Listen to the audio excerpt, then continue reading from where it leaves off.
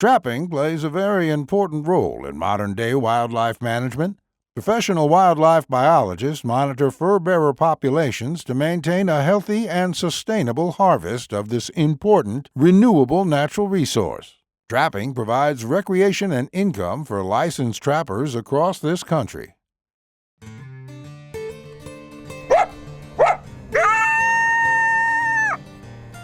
Hoosier Trapper Outdoors is brought to you by Hoosier Trapper Supply. J3 Outdoors, manufacturer of the Hags Bracket and Body Trap Spring Clip. Leatherwood Creek Trapping Scents. Weeby Knives and Fur Handling Tools. HTS Productions. Hoosier Trapper Deer Scents. And Leatherwood Wildlife Art. All right, thanks for joining us for this episode 15 of Hoosier Trapper Outdoors. This is a New Mexico trip that we took last year, and this is a perfect example of kind of a bust trip. We had a good time. The scenery was beautiful. There just weren't any animals left to catch. So we're going to show you some highlights of the few days that we were there.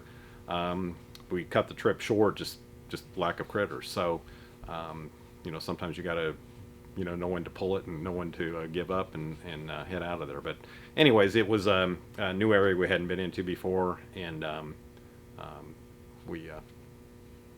anyways, you'll see the results and see the highlights, and that's just kind of the way it goes. That's trapping.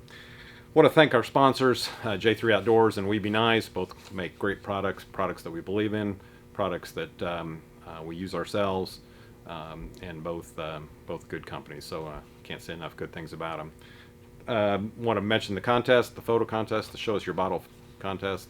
Just baseline rules are: show us your success, and then hold one of our Leatherwood products or deer scent products with your successful harvest, and we'll put you in for a drawing for one of 4 $100 Hoosier Trapper gift cards. So anyways, if you want to check out the complete details on that, just check out the YouTube video on the Hoosier Trapper YouTube page. I want to thank everybody for the orders. I want to thank everybody for all the positive feedback that we get. As the season kind of winds down, that we more than appreciate your support. Without that, certainly the show wouldn't be possible. Once again, I just want to thank everybody for that. One quick reminder for you Indiana guys, we are, of course, a receiving agent for North American Fur Auctions. The deadline's March 25th, so we need to have your fur here by the 25th of March, and then also we will be running the route so you can meet the truck, and that'll save you a trip here if you don't need to, if you don't want to come up here or don't have a reason to. So anyways, just remember that March 25th for the North American Fur Auctions deadline. Hope you enjoy the show. We've got one more show after this, and that'll kind of close out the Hoosier Trapper Outdoors season. But anyways, hope you enjoy the show.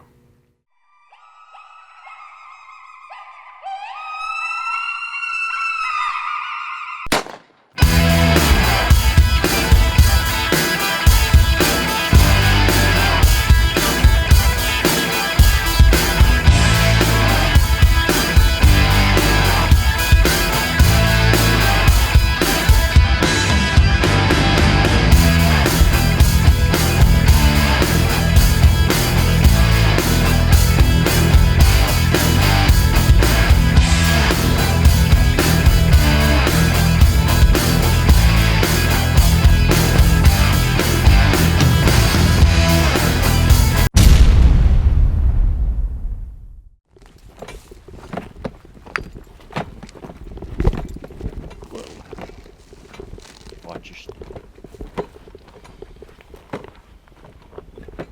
Good way to.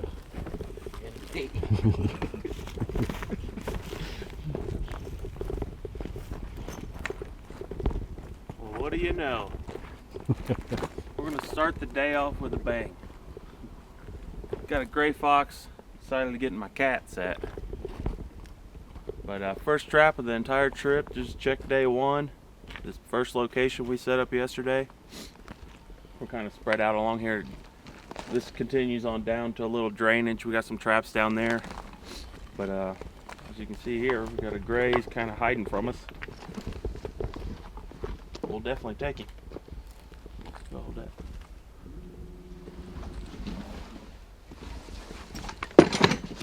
Top dog. Any predator you want, top dog will get it. bobcat urine, of course. That's going at every set. And then finicky feline, and you know that's got a touch of catnip in it. And for whatever reason, I mean, coyotes like that too. I don't know what, you know, you're thinking cat on the mind, but I think any predator and even coyotes are attracted to it. Oh yeah, So, it was made with bobcats in mind, but that right. catnip is attractive to that other stuff too. Yeah. We were talking about that last night. You know, what attracts an animal, and what we use as an attractant and lure, and in a lot of cases bait. That animal has never smelled before. They don't know what it is, Yeah, but they're very curious, and it strikes something in them. So, Yep.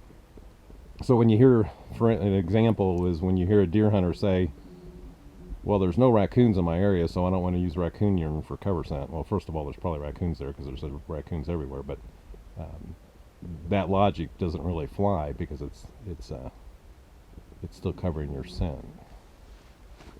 Or beaver caster or something like that out here. Exactly. Every animal you can think of loves beaver.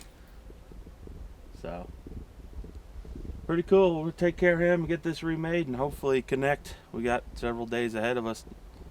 Connect again here at this location. Oh, and we got several traps yet to check. This is the first one. So. Oh yeah. Yeah, awesome. All right, Adrian caught this red. It's First one ever. cool. Congratulations on that. Thank you. It's worth 0. It's very poor quality. Even if you had it tanned, it would look terrible. So we're just going to turn it loose. No sense in killing it. So turn it loose and see if we can make some more red foxes for this area.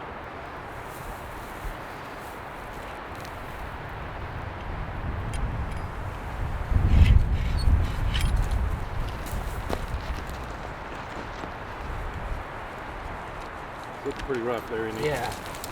But You're good. Go. oh yeah. He'll make it.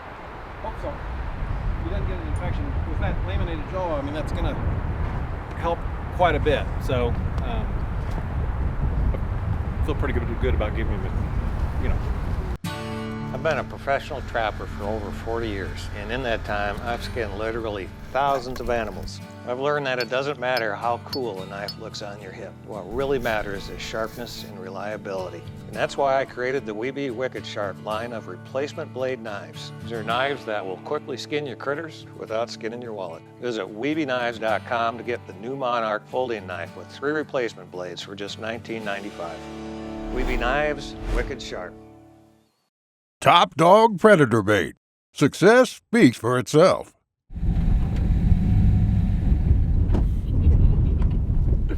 Yeah! Oh, all right, we got him today. That's awesome. Out there by the lone bush. That's pretty cool. Yesterday He started digging from it. He was throwing dirt. It was All right. That's awesome. So, you've got a cattle trail here, obviously. I mean, it doesn't look like there's anything else here. But the coyotes walk on those too. Exactly. Well, yesterday, remember, it was snowed, Right. and we got his. If it was him, but a coyote walked up, stopped right when he noticed the set, walked on the side of this bush, walked back that way, and circled. Made sure he didn't go close to the set and kept walking. And Justin said, curiosity will get him. Yeah. Didn't just kill the cat. Mm-hmm. Now, you remember what were you using gland lure on this one, Adrian, or were you using? Yes, I Okay. used Top Dog, and then Black Gold, and then the gland, Okay. and then I put some on top of the bush here. I put a long distance. Okay. Okay. A lot of times when you catch them by the back foot, they'll feel like they're marking their territory.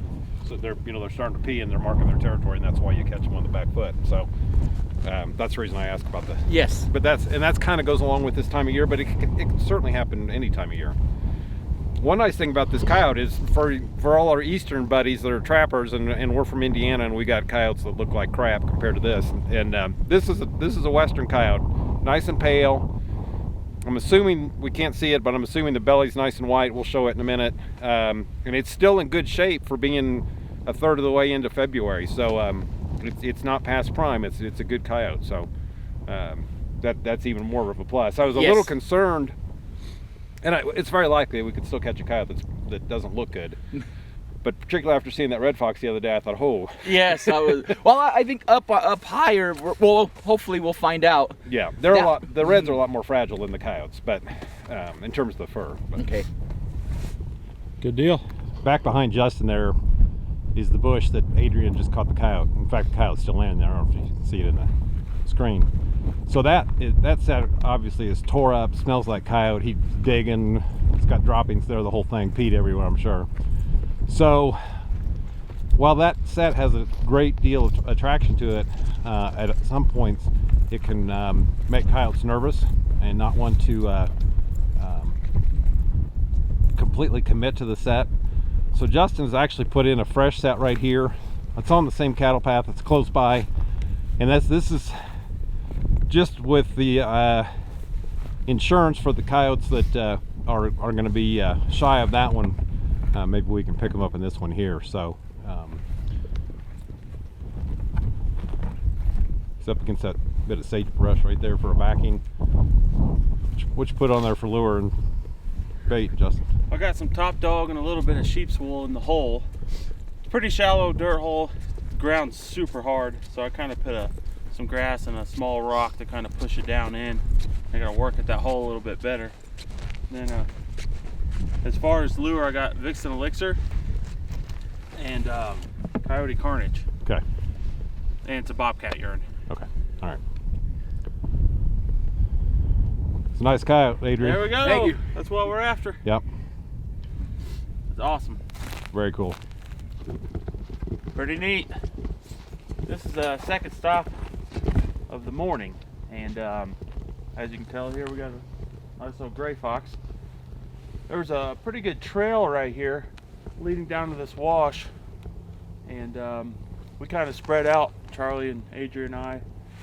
Adrian hit that top ledge up there with some traps. There's a decent trail that flips over to the back of this little ridge, and I don't know, there was a little bit of sign here, so I just set up a dirt hole with some top dog, bobcat urine, and I can't remember if it was either Vixen Elixir or Coyote Carnage. I can't remember out of those two, but connected here. Pretty cool. I'm gonna just remake it. He's got plenty of smell and sign going on here now, so the visual and the smell is really gonna help and increase chances for catching something else here. So pretty pleased. Start the day off right. Yep. We got an old logging road coming from both ends, so thought I'll put a set here on the levee that they built. I put a dirt hole, it was kind of like a step in dirt hole set. I had a top dog, coyote gland, and I think, a matter of fact, finicky feline, because there's also cats coming through here, so Yeah. definitely. The coyotes definitely like finicky feline. It stood alone on a lot of coyotes in the past, so definitely like it. He's not arguing. Yeah. Yeah.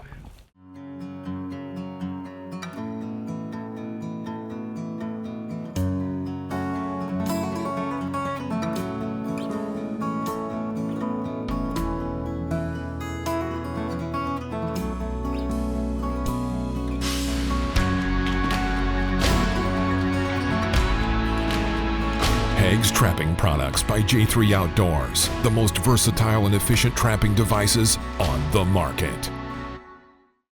Hoosier Trapper Deer Sense. Success speaks for itself.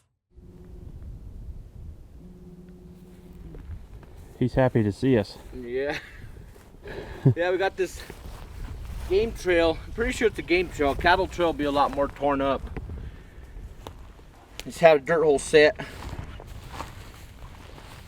with we had Top Dog and Finicky Feline and Coyote Gland. And I might have put, I think I put black gold on the rock. I had a rock right here for him to, you know, if a bobcat came to rub on. But it worked out. That's cool. That some trappers are very purist in the idea of just one scent, one bait, one urine, or just urine and a dropping. And then there's definitely another way of thinking of multiple scents at a set, multiple lures. You know, and they all work. And I think some of those guys that are on that idea of just one lure is they want to see which one's specifically working. But to me, you know, we know all those lures work, and sometimes the combination of the lures are the excellent attractant, and then sometimes they may not be particularly attracted to one or two of those, but the other ones, you know, what they're interested in. So, you know, we don't know what's going through the animal's mind. We just know what works and what seems to be working. So, anyways, pretty cool. We'll take it. Check day 5. I don't really know what to say. We're busted. We're busted. We never had a trip like this ever. Well, we had one in Arkansas, but that was Ice storm. I mean. ice storm, 2 days, shut down, couldn't climb, you know, couldn't travel, nothing. So this one, we did run into a lion hunter this morning. He had hounds and he was running a lion, mountain lion.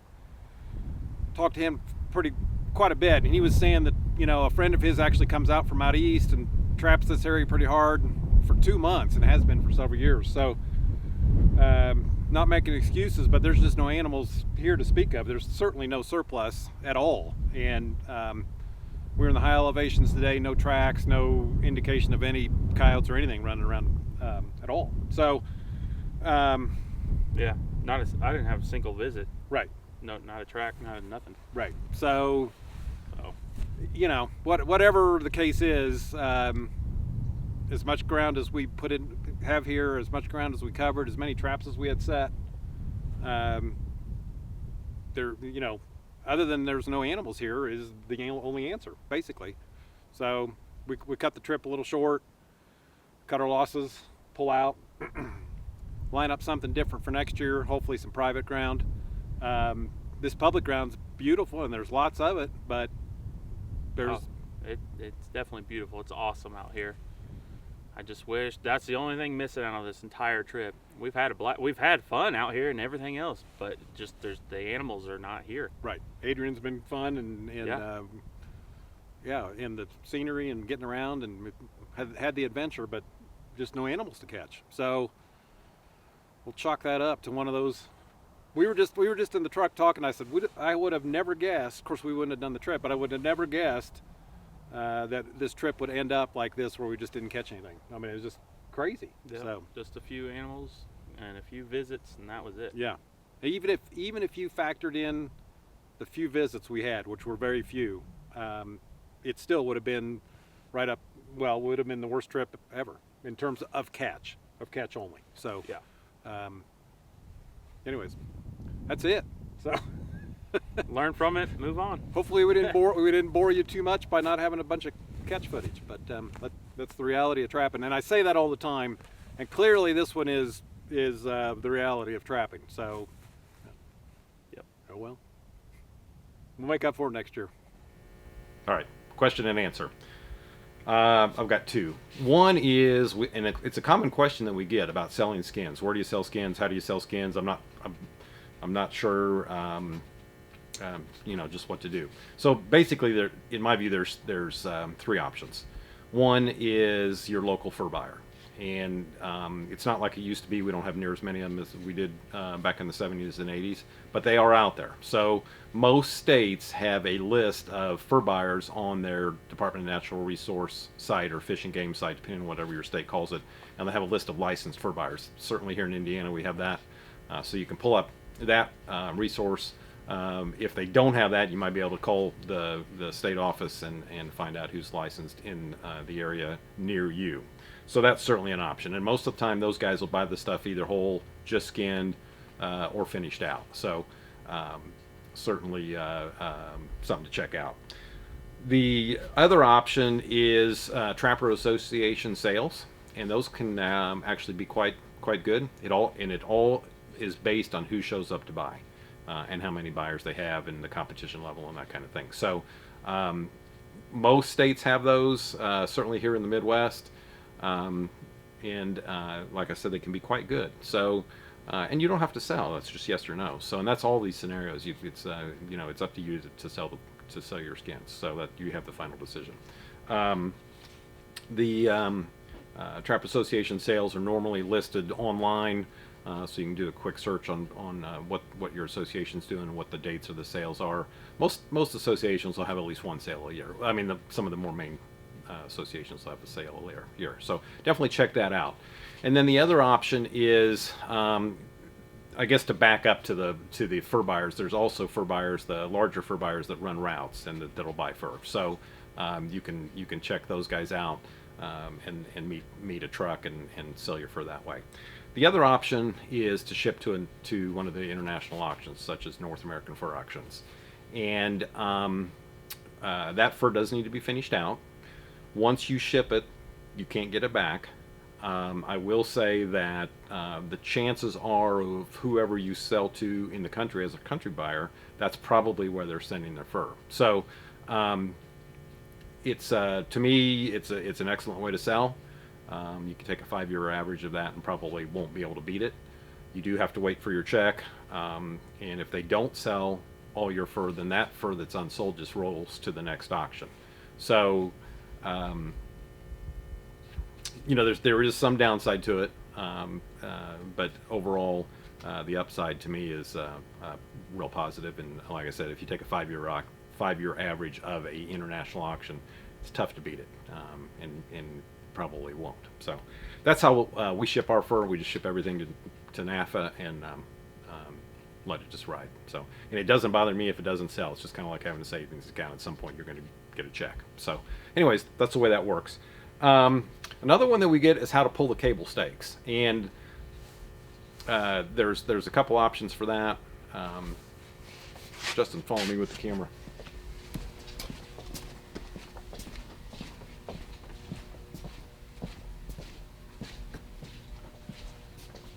There's the bulldog stake puller like this that you can get and give a pry. Sometimes if it's really muddy, you may actually have to carry a small block of wood here for that to roll on. But these work quite well. And obviously they're heavy and big, but you only have to use it the day that you're pulling, so it's not that super bad. There's another option right here, these heavy-duty stake pullers.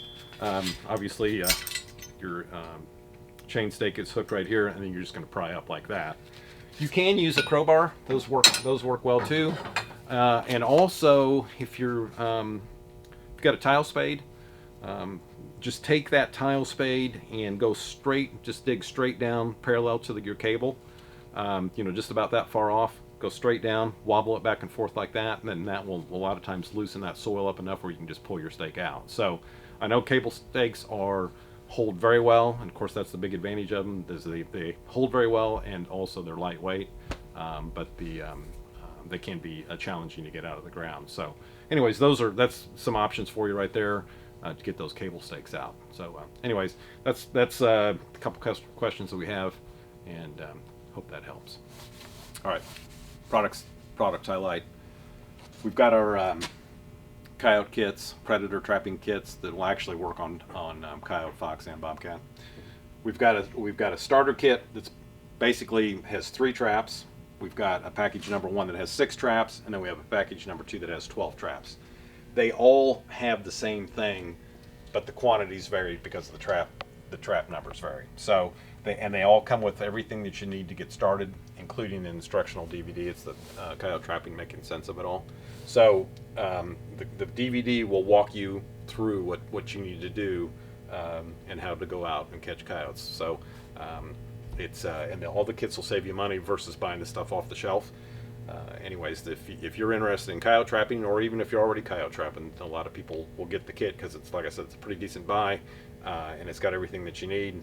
And like I said, it's kind of a win-win all the way around. So, and if you're something that you're not sure about that you're going to stick with or you're going to enjoy or whatever, the 3-trap kit, it's a little over $100, so it's not a big investment, and it's all there as far as going out and getting started.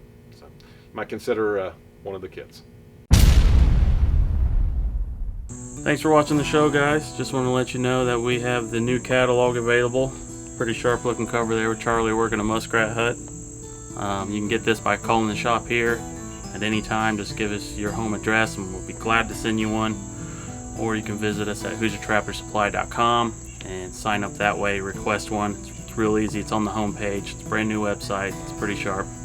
And you can also sign up for our email newsletter, which informs you on show dates when they're coming out and product highlights and shows or specials that we may have going on at the time. Occasionally a blog by Charlie. So just a little bit of insight of what's going on here at Hoosier Trapper will be in those newsletters.